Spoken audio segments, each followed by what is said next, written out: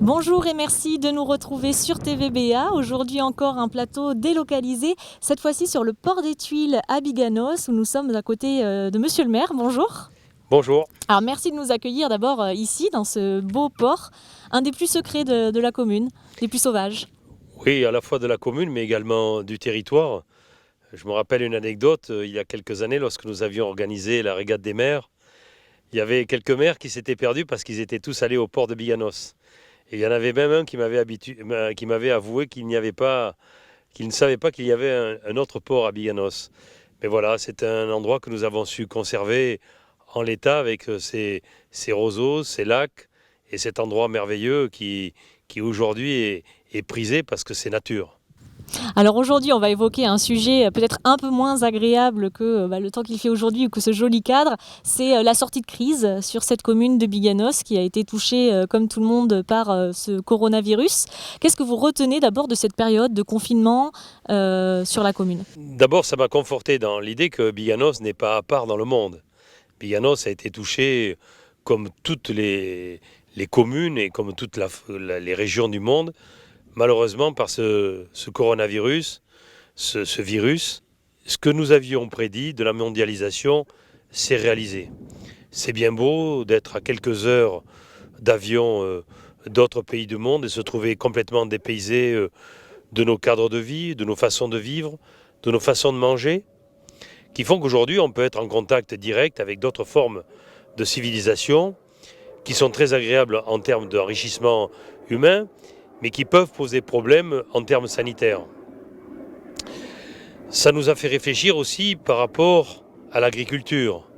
Quelle agriculture nous voulons pour demain? Depuis plus de 10 ans, je me bats pour essayer de développer 200 hectares d'agriculture pour de l'agriculture raisonnée sur notre territoire communal, mais qui pourrait servir également au territoire du bassin d'Arcachon et du Val de Leyre.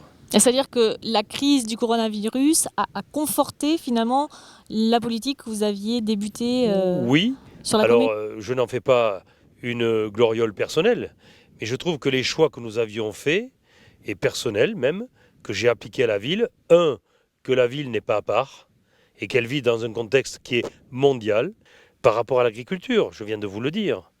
Et donc, je trouve que les choix que nous avions préparés, de toujours travailler en équilibre et de faire attention à ce que l'on fait, eh bien, et de se dire, il faut se préparer à une mondialisation que je n'ai pas forcément voulu, mais dont on se pose la question de savoir est-ce que c'est bien d'exploiter des bois ici, de les envoyer à l'étranger pour les voir revenir sous forme de meubles et de ne plus avoir l'industrie ici.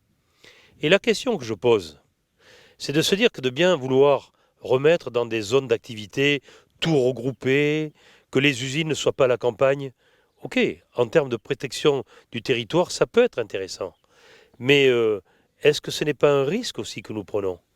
Et pour avoir visité dans d'autres régions du monde certains territoires, je trouve que ce n'était pas inintéressant que d'avoir des usines qui ne produisent pas de saleté ou de produits polluants, de les avoir à la campagne.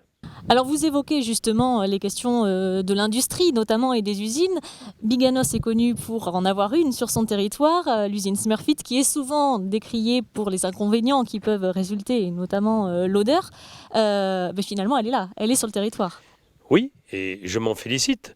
Elle travaille une matière qui est, il n'y a pas plus, je dirais, plus vertueux que l'industrie du bois, puisqu'on utilise la matière que l'on utilise après pour faire, que l'on transforme pour faire après du papier, qui le papier lui-même se recycle, le carton.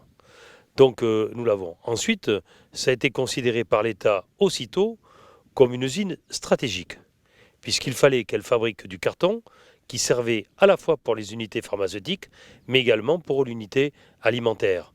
Donc l'usine Smurfit et l'activité forestière ont été considérées de suite par l'État français comme des unités et une activité prioritaire et indispensable à l'activité des Français.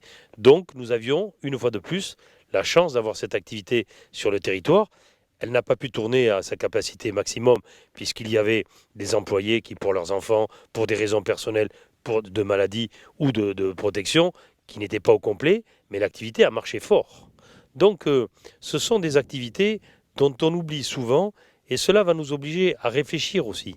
Parce que ce sont des activités qui sont peut-être décriées par le bruit ou l'odeur, mais qui sont des activités dont on peut se satisfaire qu'elles travaillent dans un cercle vertueux et que elles sont aujourd'hui, si ce n'est indispensable, devenues, et nous le donnons, et j'en ferai la démonstration par la suite, que nous allons devoir nous poser les vraies questions de savoir ce que nous devons accepter sur ce territoire. On ne peut pas tout accepter, mais on ne peut pas tout rejeter non plus. Alors cette crise a aussi fait apparaître une certaine solidarité sur la commune et on a beaucoup parlé de la ville de Biganos pour ce défi que vous aviez lancé des 11 000 masques qui ont été entièrement conçus par des bénévoles de la ville. C'est un point fort aussi, un atout dont va pouvoir compter Biganos pour se relever. Alors on l'a fait d'abord parce que nous avions compris assez tôt que nous n'aurions pas les masques disponibles. On ne peut pas tout attendre de l'État. Et donc il fallait être imaginatif assez vite. Il se trouve que par relation personnelle, je connaissais un distributeur de tissus qui était fermé. Et donc j'ai demandé à ce qu'il me vende du tissu dans des quantités importantes. Et après, le tissu associatif de la ville a fait le reste. Et ça, c'est ce qui est merveilleux quand on le dit et qu'on le répète que notre ville est une ville dynamique, à la fois par le sport, par la culture, par l'associatif caritatif. Nous sommes partis d'une centaine de personnes bénévoles, nous avons fini à 230 et nous avons arrêté à 12 000 masques. C'était un très beau challenge. Je m'en félicite parce que ça a permis d'équiper l'ensemble de nos habitants de ces masques qui aujourd'hui sont très utiles parce que je le redis, malgré ce temps ensoleillé, cette période qui nous permet de dire que tout va bien, nous avons passé la première partie de déconfinement, mais n'oublions pas qu'il est encore un peu présent, plus ça ira, mais il faut que nos gestes barrières, que notre comportement fasse que quand on est dans du milieu où il y a du monde, déjà on se préserve, mais on préserve les autres encore quelques temps, après on en saura davantage. Et alors, dans ce contexte de gestes barrières, on a bien compris que la ville aussi avait des atouts, agriculture, industrie. Comment va pouvoir se dérouler le projet municipal derrière ?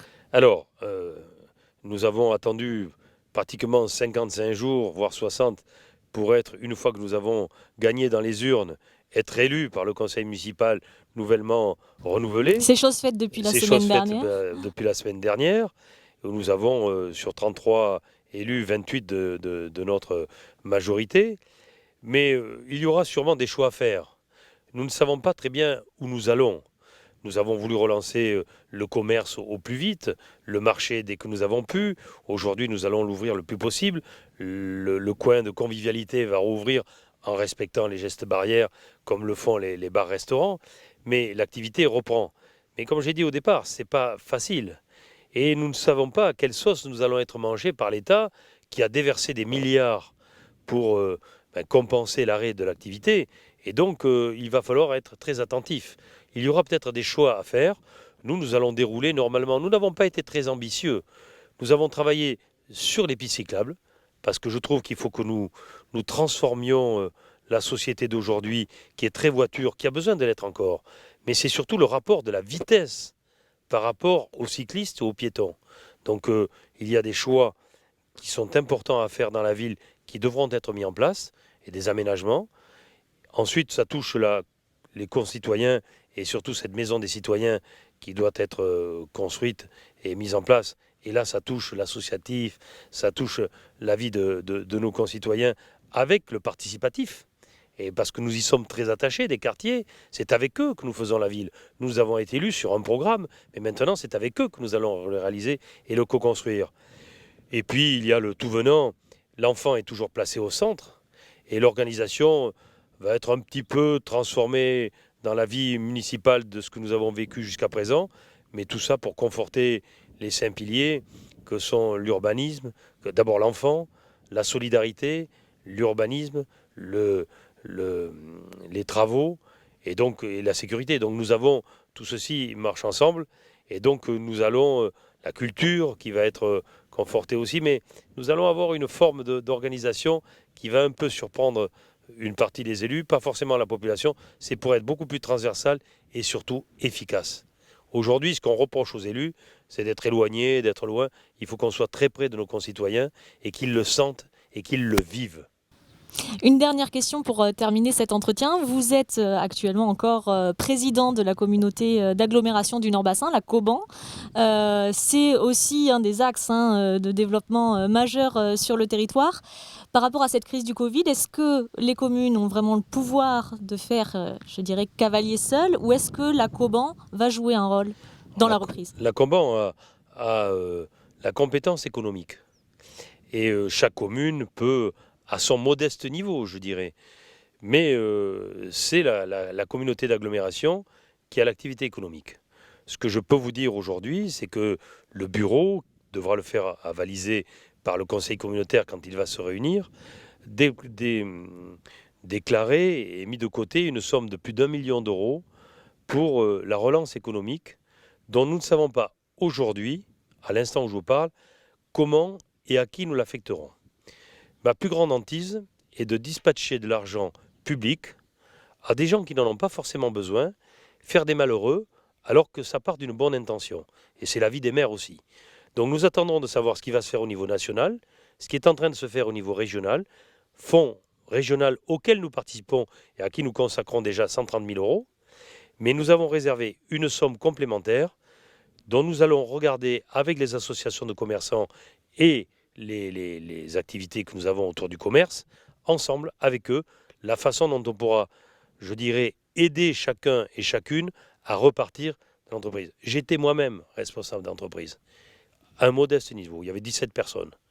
Et donc je sais trop que des grandes entreprises ont les moyens matériels et humains d'aller chercher les subventions, mais les plus petits, c'est plus difficile. Et donc c'est vers eux que la COBAN verra, parce que nous avons beaucoup d'entreprises unipersonnelles ou des entreprises qui ont beaucoup souffert, et c'est vers eux que la COBAN se tournera.